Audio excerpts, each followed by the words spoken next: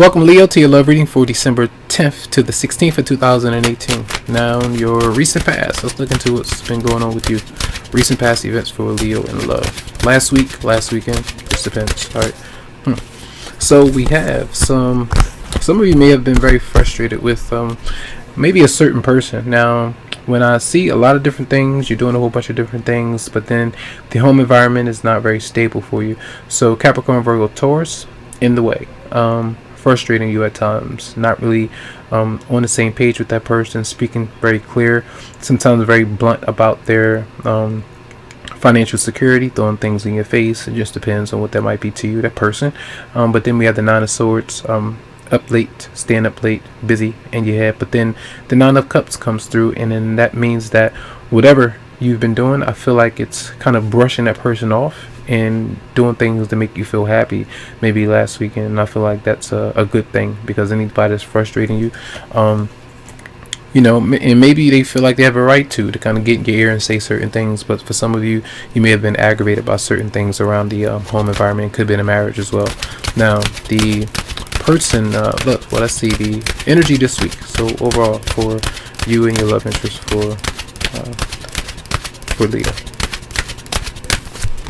Eight of Cups, whatever that disappointment may have been, it continues this week. So whoever you want to connect to, I feel like you might not be doing it because you are literally moving on from somebody for good, or just disappointed and kind of focusing on something else that might make you a bit happier, more satisfied. All right, what might the person you're dealing with, what might they be bringing towards you? There is a lot of passion there with that person. So this is wanting to connect. You might not be ready, especially if it's a newer person. If it's somebody old, this is where they might still be attracted to you, but on the flip side, they might have someone new, and that's why they might be bringing this energy towards you. So that's why I feel like you might be walking away from them, because you're trying to figure out what's up with that. And if it's good, if it's the friends with benefits kind of thing, if it's only attraction, hey, I don't want that, I want a bit more. So that might be an issue. What might your response be for Leo? And then we have the High Priestess, secret love affair. Sometimes using your intuition, you feel like there's a red flag, you question it, you may address it, but sometimes you might not, because you're thinking about it, you're keeping things to yourself. And whatever secret it might be, you might be moving along, traveling around with that secret, with that burden with you, and that could be stressing you out as well. Let's see, clarify the High Priestess, and that's what your response is. Clarify the High Priestess. You might be thinking about a Pisces, and I feel that there's a Queen of Swords, so two women showing up, could be two men, and secretly holding on to a grudge, secretly holding on to resentment, stress from a particular person, seeing things in your dream state and not being able to decipher whether or not someone is being genuine or whatever it might be. It's stressing you out. So it has you, your heart is there for somebody, and then your mind, you're trying to decide, but your heart is taking over, so something could be overpowering. So a lot of stress going on there as well. And whoever, sometimes you might even see in your dreams that this you might see this Queen of Swords person, whoever it might be, they might feel like they're an enemy or a nemesis towards you, and not being able to connect to someone that you would like to. All right, what might your love interest or partner response be for Leo? My eye is twitching like crazy. My right eye, interesting. And the Seven of Wands in reverse.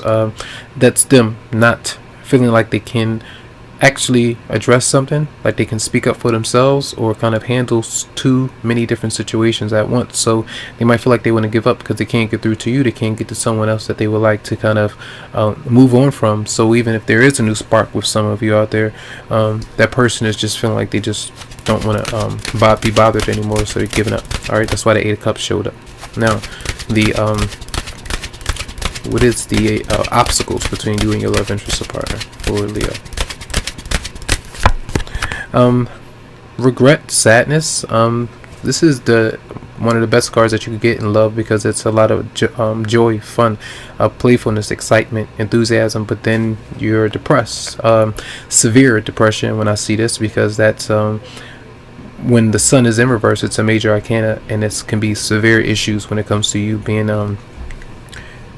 in your mind, in your heart about something, and holding on to some kind of resentment from somebody. So not really feeling that passionate, or feeling the passion for another person completely. So try to change that around. See, try to have fun in the best way that you can. Can't really force it. So when that time comes, you'll be able to do it. But that's an obstacle, right? And then we have the outcome for Leo in love. And then we have rest. A lot of people might be resting this week. The Four of Swords is showing up, and reflecting over what's going on for a lot of you. Even when I feel like some of you may have moved out, or you've been separated from somebody, or you're thinking about that and doing it, and then it's energy of you trying to fake the phone. It's not like you're being fake, but you're trying to fake it because that's the best thing that you can do to lift your energy up and keep that momentum going, so that you can get away from what that sun energy is showing up again here. So that's what I feel that you might be going through this week. So again, what might let's see, the advice, another advice card for Leo. Then the Devil is showing up. That showed up before. That's a tense card because it's a fear, being addicted to somebody or something, a substance, abusing it, staying in an abusive relationship, disrespectful, not really being able to address it, taking orders from somebody and allowing them to tell you what to do, certain things like that. Then we have, for some of you, when I was shuffling the cards, we have, now people always say that the Devil can indicate a positive side to it. I just don't believe that. I don't get that vibe from it anytime I pick it up or look at it. And it's not that I don't have a belief in the Devil as a person, but as an energy, it's not good, because even in work and career, when the Devil energy is coming through, that means that you're burning yourself out as well, and you're too obsessed about money, and that could be something that's not really good, because it can be toxic.